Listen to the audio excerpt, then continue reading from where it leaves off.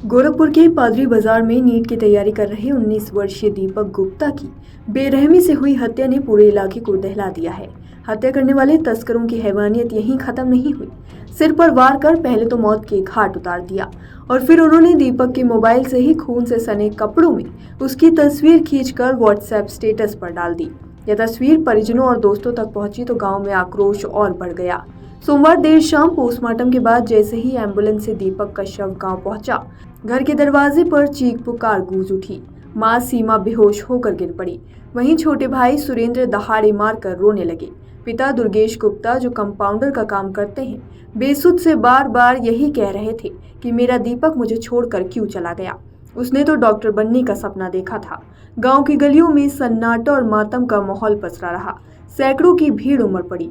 शाम करीब 5 बजे दीपक के अंतिम संस्कार की तैयारी की गई।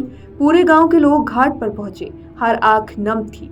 सैकड़ों लोगों की मौजूदगी में पिता दुर्गेश गुप्ता ने कांपते हाथों से बेटे को मुखाग्नि दी। कई रिश्तेदार तो चिता के पास गिर पड़े और रोते हुए बेसुध हो गए। गांव की स्थिति की नाजुकता देखते हुए पुलिस प्रशासन ने गांव को छावनी में तब्दील कर दिया। देर रात तक भारी संख्या में फोर्स तैनात रही। गांव की महिलाओं का कहना था कि उन्होंने कभी इतनी दर्दनाक घटना नहीं देखी। हर कोई दीपक की पढ़ाई और उसके सपनों का जिक्र कर रहा था। जैसे ही पुलिस और पीएसी जवान गांव में सुरक्षा के साथ शव लेकर पहुंचे, महिलाओं का गुस्सा फूट पड़ा। आक्रोशित महिलाओं ने पुलिस पर फिर पथराव कर दिया। उनका कहना था कि अगर पुलिस ने समय रहते कार्रवाई की होती तो दीपक की जान बच सकती थी। पथराव में कई जवानों को हल्की चोटें भी आई। पथराव के दौरान कई पुलिसकर्मी भागते नजर आए। गांव की महिलाओं का कहना था कि उन्होंने कभी इतनी दर्दनाक घटना नहीं देखी। हर कोई दीपक की पढ़ाई और उसके सपनों का जिक्र कर रहा था। महिलाएं कह रही थीं कि हमारे बच्चों की जान अब सुरक्षित नहीं है, पुलिस केवल तमाशबीन बनी हुई है। दीपक हत्याकांड में पुलिस ने मृतक के पिता दुर्गेश कुमार की तहरीर पर हत्या, अपहरण, हथियार से लैस होकर डकैती करने का प्रयास, हत्या का प्रयास, स्वेच्छा से चोट पहुंचाना, दूसरे के जीवन को खतरे में डालना, गौवध, पशु क्रूरता समेत अन्य गंभीर धाराओं में केस दर्ज किया है।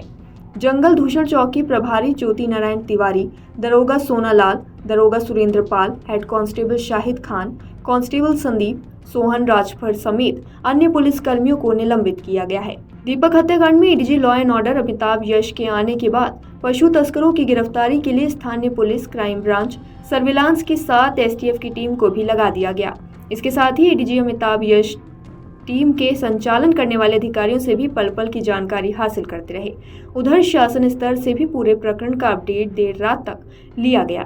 इस प्रकरण की जांच के लिए शहर के 23 तर्रार अधिकारी भी लगा दिए गए हैं। गोरखपुर के पिपराइच थाना इलाके की जंगल छत्रधारी गांव के टोला महुआ चाफी में सोमवार देर रात विरोध करने पर पशु तस्करों ने नीट की तैयारी कर रहे 12वीं के छात्र दीपक गुप्ता की हत्या कर दी। वारदात के बाद पूरा क्षेत्र सुलग उठा। ग्रामीणों ने तस्करों की गाड़ी फूंक दी। एक तस्कर को दबोच लिया। सुबह गोरखपुर पिपराइच मार्ग के भट्टा चौराहे पर सड़क जाम कर दी। इस दौरान पुलिस और ग्रामीणों के बीच धक्का मुक्की हुई। फिर ग्रामीणों ने पथराव किया। इसमें एसपी नॉर्थ पिपराइच थानेदार समेत 7 पुलिसकर्मी घायल हो गए। उधर देर शाम शासन ने आदेश के बाद ADG law and order Amitabh Yash शहर पहुंचे। यहां पुलिस अधिकारियों के साथ बैठक कर मामले की जानकारी हासिल करने के बाद गांव पहुंचे। वहां परिजनों के साथ बातचीत कर हर संभव मदद का आश्वासन दिया। इधर देर शाम एसएसपी ने चौकी जंगल दूषण के चौकी प्रभारी समेत सभी पुलिसकर्मियों को निलंबित कर उनके खिलाफ विभागीय जांच बैठा दी है।